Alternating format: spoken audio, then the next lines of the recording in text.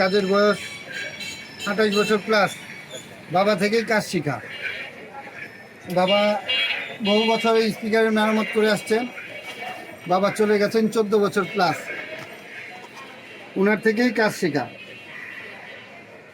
তো বহু পুরাতন প্রতিষ্ঠান Janata mic repairing house, Dhaka Patuatuli, Nurul market, দ্বিতীয় তলা। এখানে দক্ষতার সাথে স্পিকার মেরামত হয়ে থাকে। আমাদের এই দোকান থেকে অনেকেই কাজ শিখে অনেকেই কাজ করে খাচ্ছে।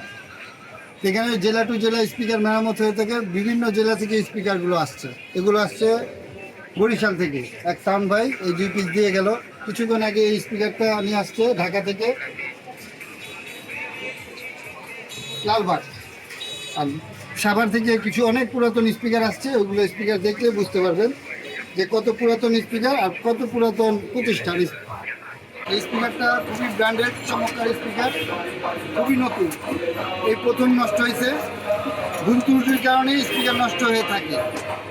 এটা ম্যাগনেট সাইড হয়ে গেছে। এটা সম্পূর্ণ ম্যাগনেট ছুটানোর পর কাজ হবে। অরিজিনাল পেপার বাঁচিয়ে কাজ করে দেব। স্পিকারটা আসছে মেরামতের জন্য লালবাগ থেকে।